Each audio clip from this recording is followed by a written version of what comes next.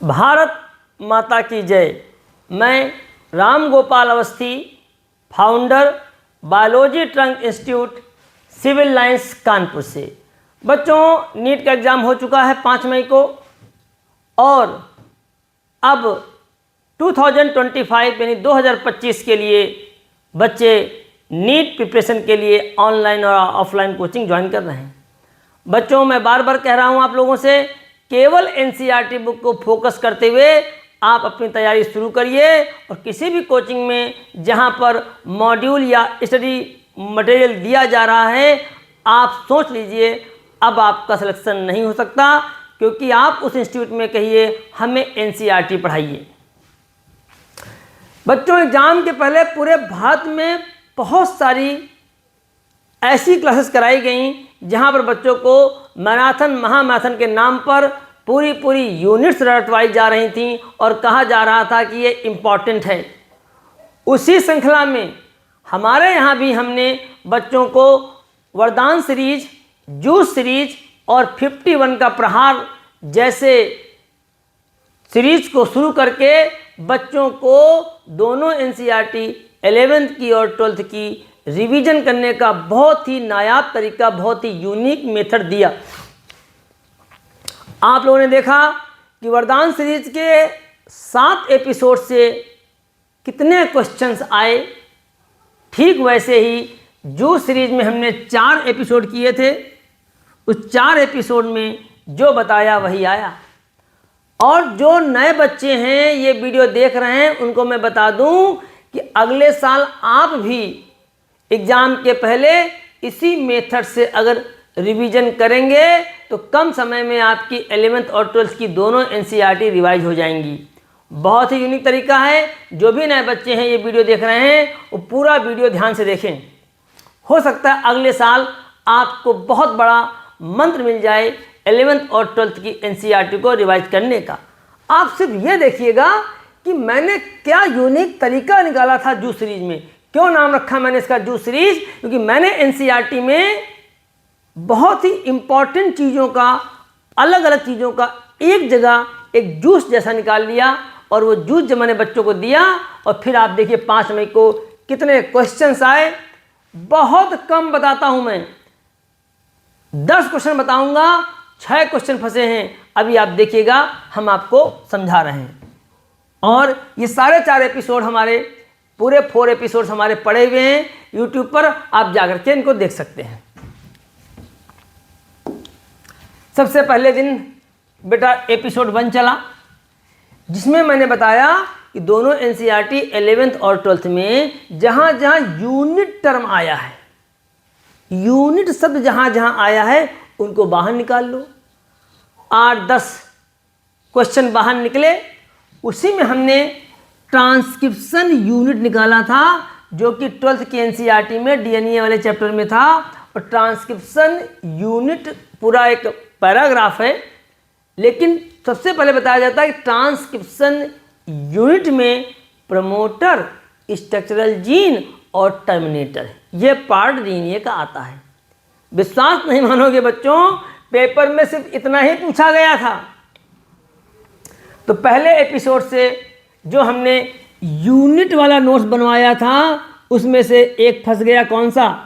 Transcription unit. और हर episode मुश्किल से 10 मिनट का था। 10 मिनट में हम कुछ बता रहे हैं, उसमें से 6-6 क्वेश्चन आ रहे हैं। मुझे तो नहीं लगता इतने बड़े इंडिया में और किसी ने किया होगा। आइए देखते हैं एपिसोड 2। एपिसोड 2 का नाम रखा था 3 का तड़का। एनसीईआरटी में बहुत सारे प्रोसेस, कुछ मैकेनिज्म, बहुत सारे स्ट्रक्चर, जिनमें 3 टाइप आते हैं।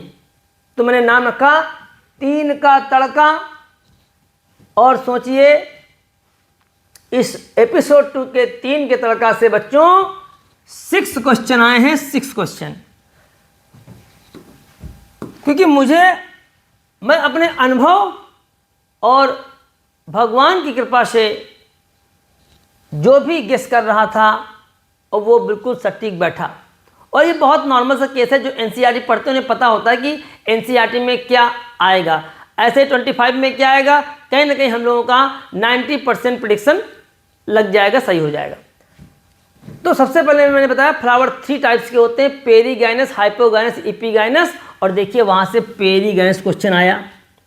फिर हमने बताया प्लास्टिड 3 तरह के होते हैं, क्लोरोप्लास्ट, ल्यूकोप्लास्ट, क्रोमोप्लास्ट।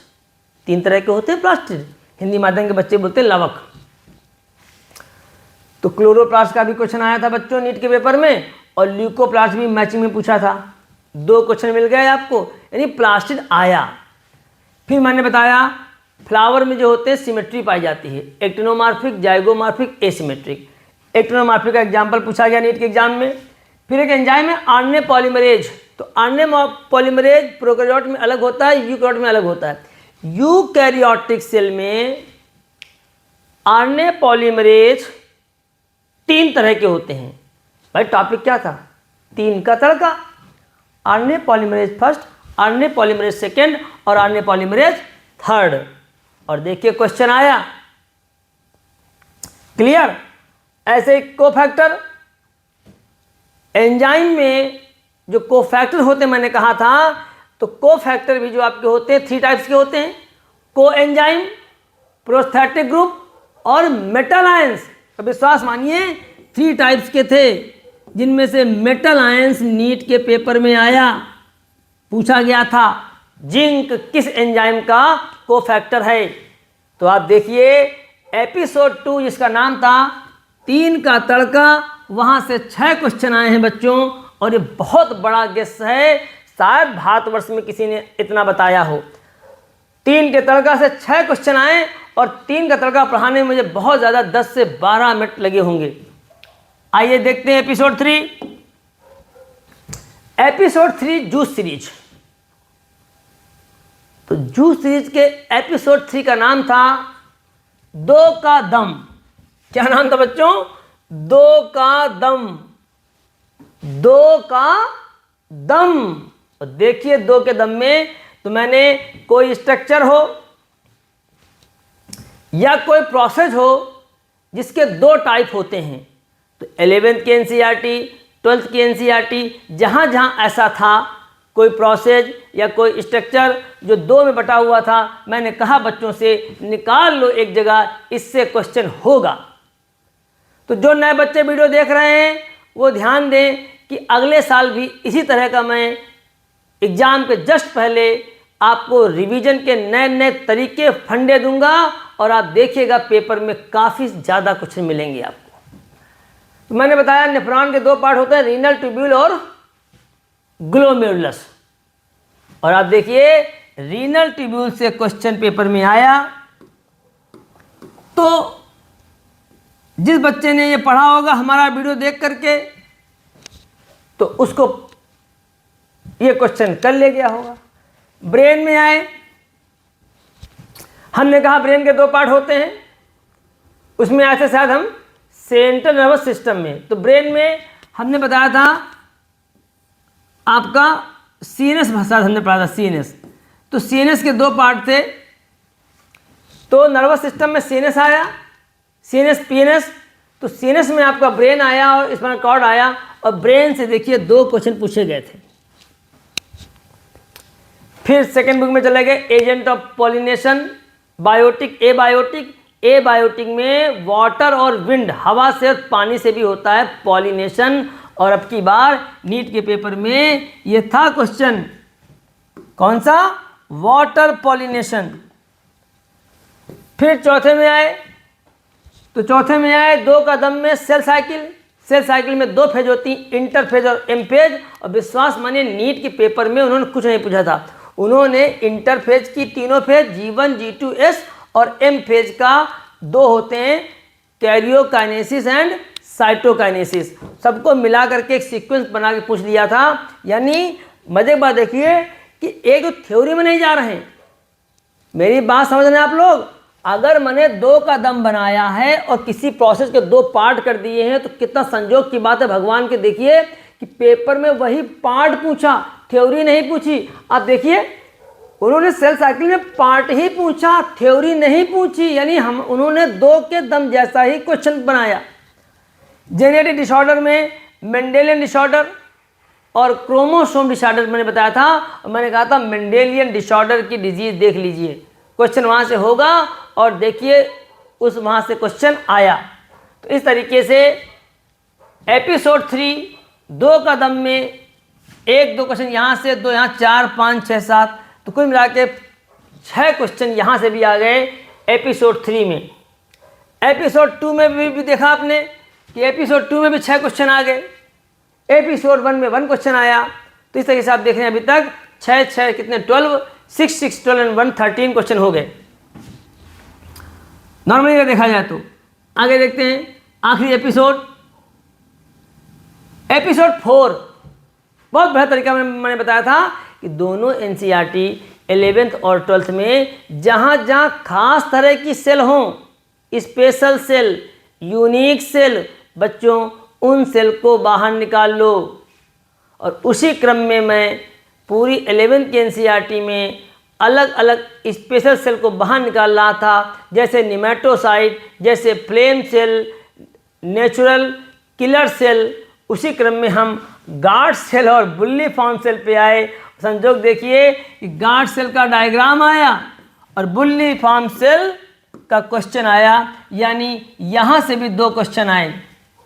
तो इस तरीके से 13 + 2 टोटल 15 क्वेश्चन हमारे जूस सीरीज के 4 एपिसोड में लगभग 40 क्वेश्चन मैंने बताए और 40 में से 15 आए, और आए भी उसी तरीके से जिस तरीके से मैंने बताए।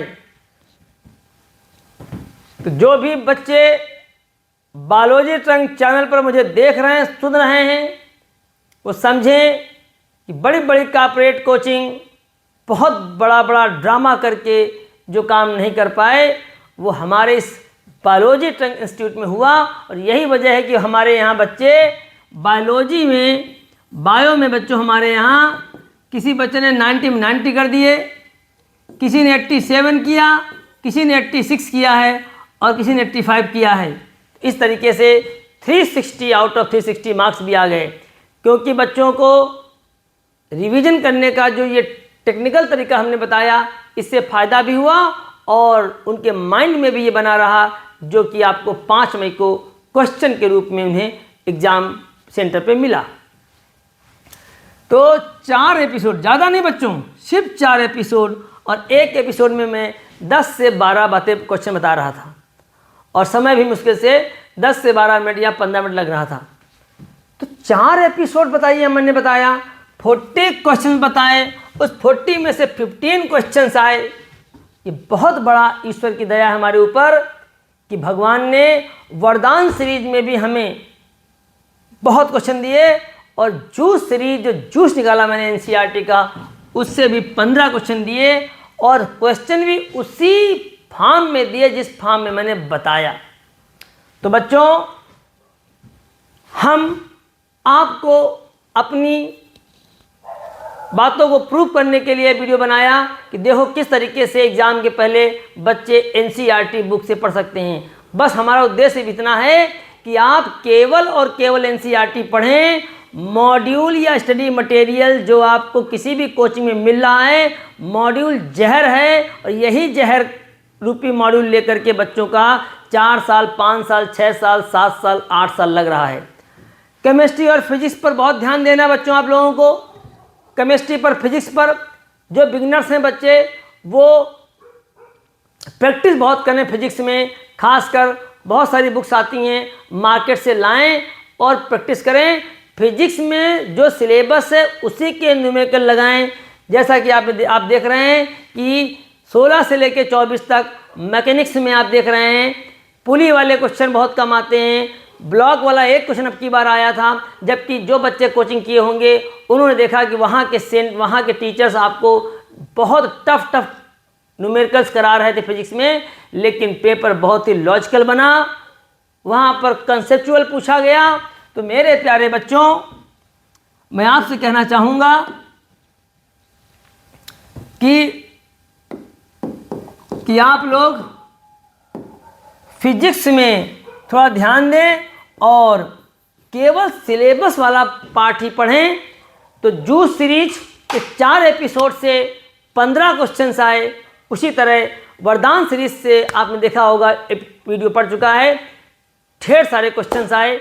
एक और सीरीज मैंने बताई थी बच्चों को 51 का प्रहार, और 51 के प्रहार से भी बहुत सारे क्वेश्चन आए। हम आपको अपना प्रेडिक्शंस आपके साथ शेयर करेंगे। उम्मीद करते हैं वो सभी बच्चे जो 25 के लिए नीट की कोचिंग करने जा रहे हैं, आपसे मेरी प्रार्थना है बच्चों, किसी भी तरह के किसी भी कोचिंग के मॉड्यूल को नकार दीजिए। अगर कोचिंग ज्वाइन कर लिया है, पैसा फीस जमा हो चुका है, तो सभी बच्चे ग्रुप बनाएं, समूह बनाएं और उस कोचिंग के डायरेक्टर से या वहाँ का जो भी मैनेजर से कहें कि हमें एनसीईआरटी बुक्स पढ़ाइए, हम आपके ये मॉड्यूल नहीं पढ़ेंगे। मॉड्यूल भले एनसीईआरटी से बनाए गए हों, अगर वो कहते हैं कि नहीं हमारे मॉड्यूल एनसीईआरटी बेस्ड हैं, तो उनसे कहिए कि जब एनसीईआरटी बेस्ड हैं तो आपके कोचिंग की फैकल्टी एनसीईआरटी क्यों नहीं पढ़ाती। विश्वास मानिए, एनसीईआरटी पढ़ने के लिए बेसिक मजबूत होना चाहिए, और टीचर जब पढ़ाने आएगा तो एनसीईआरटी तभी पढ़ा पाएगा जब बच्चे का बेस मजबूत किया गया होगा। तो अपना बेस मजबूत कीजिए, एनसीईआरटी पढ़िए और एनसीईआरटी की लाइंस को ही आप लोग क्वेश्चंस बनाइए। थोड़ा टफ है एनसीईआरटी, मैं मानता हूँ, लेकिन प्रयास जारी रखिए। जब आप बार बार एनसीईआरटी के पैराग्राफ को, लाइंस को पढ़ेंगे तो धीरे धीरे लाइंस, हाँ ये बात सही है, एनसीईआरटी एक बार में समझ में नहीं आती, एनसीईआरटी 2 बार में समझ में नहीं आती, एनसीईआरटी 3 बार में समझ में नहीं आती, एनसीईआरटी 4 बार में समझ में नहीं आती, एनसीईआरटी 5 बार में समझ में नहीं आती, एनसीईआरटी 6 बार में समझ में नहीं आती, एनसीईआरटी 7 बार में समझ में नहीं आती, लेकिन एनसीईआरटी 8 बार में समझ में आ जाती है। तो वादा करो मेरे प्यारे बच्चों, आप 8 बार एनसीईआरटी पढ़ेंगे, और अगर फैकल्टी अच्छी है, टीचर अच्छा है, तो फिर आपको 8 बार नहीं पढ़ना पड़ेगा, फिर तो एक बार में ही आपको एनसीईआरटी आ जाएगी। हम ईश्वर से प्रार्थना करते हैं जो भी आपको शिक्षक मिले हों वो आपको एनसीईआरटी से पढ़ाएं, और बाहर का सिलेबस ना पढ़ाते हुए केवल एनसीईआरटी पर फोकस करते हुए आपको जो भी है आपका लक्ष्य डॉक्टर बनने का वो पूरा हो। उम्मीद करते हैं हमारे कानपुर के स्टूडेंट्स या कानपुर के बाहर के स्टूडेंट्स, जिनमें जो किसी भी अपने साधन से या तरीके से अगर इंस्टीट्यूट आ सकते हैं बायोलॉजी ट्रंक, तो वो जितना जल्दी हो सके आकर के हमसे मिलें और देखें कि नीट में तैयारी करने के लिए मेहनत और पढ़ाई अलग बात है, लेकिन स्ट्रेटजी बहुत ज़रूरी है। हम स्ट्रेटजी बनाते हैं, रणनीति बनाते हैं, और जो फ्रेशर बच्चे हैं वो सोच लें कि अगर आप सही ढंग से पढ़ेंगे तो पहले साल प्रयास कीजिए, हो सकता है पहले साल में आपको ना निकले तो दूसरा साल बहुत कमज़ोर बच्चा होगा तो बाई चांस 3rd ईयर में जा पाए। बस बशर्ते आपको तीनों सब्जेक्ट पर ध्यान देना होगा, बायोलॉजी भी, केमिस्ट्री भी और फिजिक्स भी। किसी एक सब्जेक्ट के भरोसे आपका सिलेक्शन नहीं होगा, नहीं होगा, नहीं होगा। उम्मीद करते हैं आप मेरे जितने भी वीडियो देखते हैं, हम जितनी भी बातें आपसे करते हैं वो बातें सही हैं। कोचिंग फील्ड में रह करके मैं कोचिंग फील्ड में जो भी बुराइयां हैं मार्केट कोचिंग इंडस्ट्रीज़ में, मैं कोचिंग संचालक होने के बावजूद भी साफ और सत्य बोलता हूं। यही वजह है कुछ लोग मुझसे नाराज़ भी रहते हैं कि सर कोचिंग वालों के खिलाफ ही बोलते हैं। मैं खिलाफ नहीं बोलता, मैं कोचिंग में जो ड्रामा होता है उसके खिलाफ बोलता हूं। तो प्यारे बच्चों, आशा करते हैं कि आप लोग अपनी तैयारी शुरू कर दिए होंगे और एनसीईआरटी से प्रेम करना सीखिए। हम आपके उज्जवल भविष्य की शुभकामना करते हैं और ईश्वर से प्रार्थना करते हैं आपको शक्ति प्रदान करे, आपको ताकत प्रदान करे एनसीईआरटी बुक्स को पढ़ने की, और अच्छे टीचर आपको प्राप्त हों। इसी कामना के साथ आपसे विदा लेते हैं। भारत माता की जय।